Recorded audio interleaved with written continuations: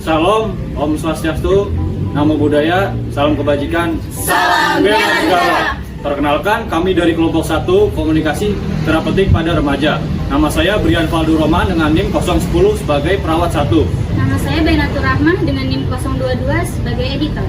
Nama saya Yanti Susanti dengan NIM belakang 017 sebagai konsuler. Nama saya Kila Zahra dengan NIM 002 sebagai kameramen. Muhammad Farhan sebagai pasien.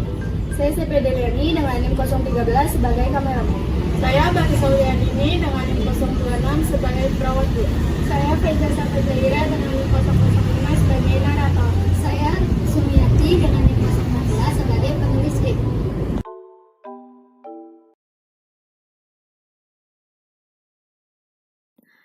Prinsip komunikasi terapeutik pada remaja. Yang pertama, membangun hubungan yang harmonis dengan remaja. Kedua, mengenal diri remaja. Hal yang harus dilakukan untuk dapat mengenal kepribadian maupun diri remaja adalah dengan pahami perasaan remaja dan bagaimana memahami perasaan remaja tersebut. Yang ketiga, membuat remaja mau berbicara saat menghadapi masalah dan membantu remaja menyelesaikan masalah. Yang keempat, kunci pokok berkomunikasi dengan remaja yaitu dengan mendengar dan menerima perasaan remaja tersebut. Seorang remaja berumur 19 tahun memiliki keluhan perutnya sakit di bagian kiri. Setelah dilakukan konsultasi kesehatan oleh mahasiswa Fakultas Ilmu Kesehatan Prodi Diploma Keperawatan UPN Veteran Jakarta, ternyata remaja ini mengalami penyakit gastritis. Kemudian mahasiswa pun memberikan pengetahuan edukasi tentang gastritis yang dialami oleh remaja tersebut. Edukasi yang diberikan meliputi penyebab, gejala, pencegahan atau tips, dan penanganannya mengenai gastritis. Sebelum kami bertemu dengan klien, kami akan mempersiapkan diri. Dan kami menyiapkan alat tulis seperti pulpen dan buku. Kami siap bertemu dengan klien. Assalamualaikum, permisi. Silakan dulu Kak. Baik, terima kasih. Terima kasih sebelumnya, perkenalkan nama saya Brian Faldo Roman, saya dari mahasiswa keperawatan UPN Veteran Jakarta. Saya di sini akan melakukan konsultasi kesehatan. Apakah boleh tahu nama adik siapa?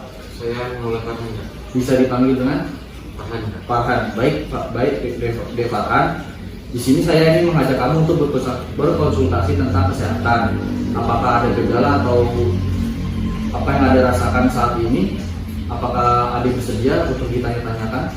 Bersedia. Bersedia. Baik. Tentang gejala apa yang dirasakan saat ini? Saya suka merasa perut bagian kiri saya sakit Kak. Perut bagian kirinya sakit. Dimakannya dengan teratur atau tidak ya? Enggak Kak.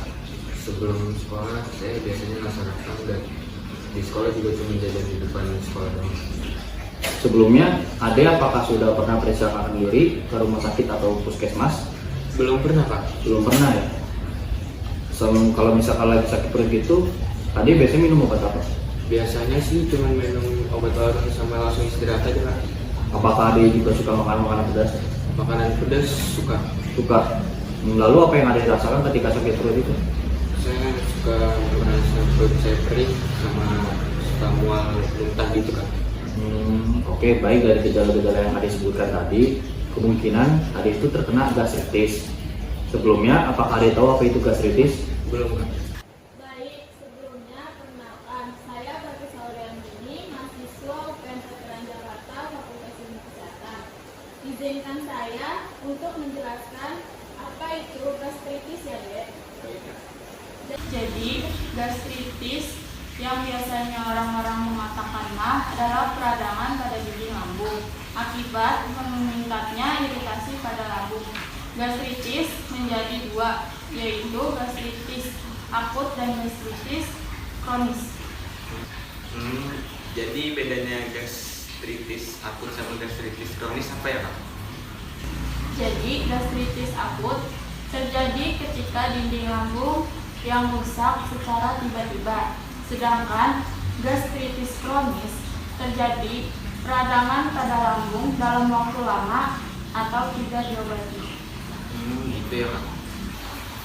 Untuk penyebabnya, benar yang kamu katakan. Salah satunya karena kamu tidak menjaga pola makan yang teratur. Pola makan yang tidak baik dan tidak teratur dapat menyebabkan asam lambung, sehingga menyebabkan nyeri pada lambung. Selain itu, mengkonsumsi kafein seperti kopi, obat-obatan, merokok, dan jam tidur yang tidak baik itu penyebab yang kedua. Apakah kamu sudah paham?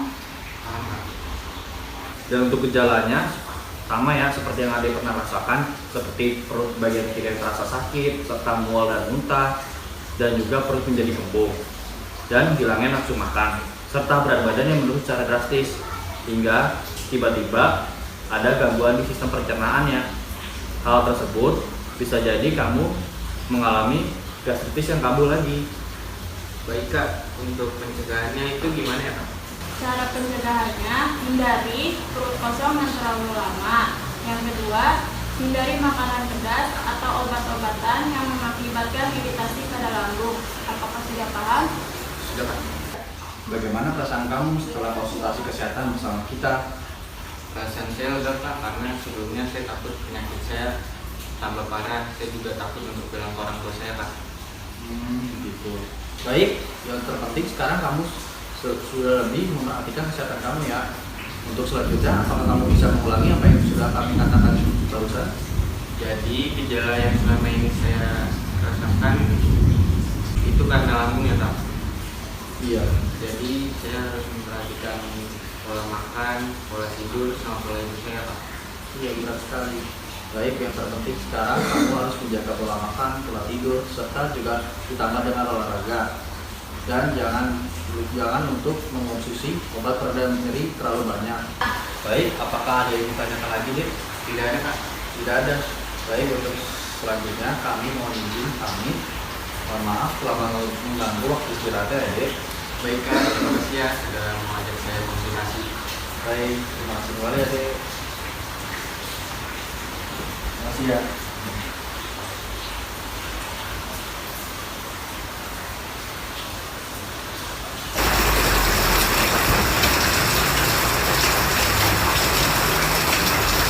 Kami pamit ya, Dek. Begitu.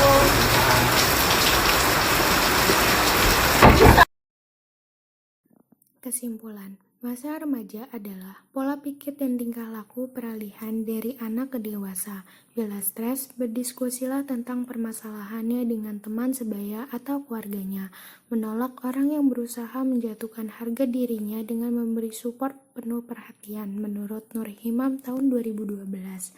Melakukan komunikasi terapeutik pada remaja, kita perlu menerapkan beberapa prinsip seperti membangun hubungan yang harmonis dengan remaja, mengetahui kunci pokok berkomunikasi dengan remaja seperti mendengar dan menerima dahulu perasaan remaja, mengenal diri remaja, membuat remaja mau berbicara dan sharing tentang apa yang dihadapinya. Beberapa karakteristik remaja. Yang pertama, perkembangan emosional. Masa remaja merupakan puncak emosionalitas, yaitu perkembangan emosi yang tinggi. Pertumbuhan fisik, terutama organ-organ seksual, mempengaruhi berkembangnya emosi atau perasaan-perasaan dan dorongan-dorongan baru yang dialami sebelumnya, seperti perasaan cinta, rindu, dan keinginan untuk berkenalan lebih intim dengan lawan jenis. Yang kedua, perkembangan moral. Remaja berada dalam tahap berperilaku sesuai dengan tuntutan dan harapan kelompok dan loyalitas terhadap norma atau peraturan yang berlaku yang diyakininya. Maka tidak heranlah jika di antara remaja masih banyak yang melakukan pelecehan terhadap nilai-nilai seperti tawuran, minum-minuman keras, dan hubungan seksual di luar nikah. Sekian video roleplay dari kami, kurang lebihnya mohon maaf. Wassalamualaikum warahmatullahi wabarakatuh.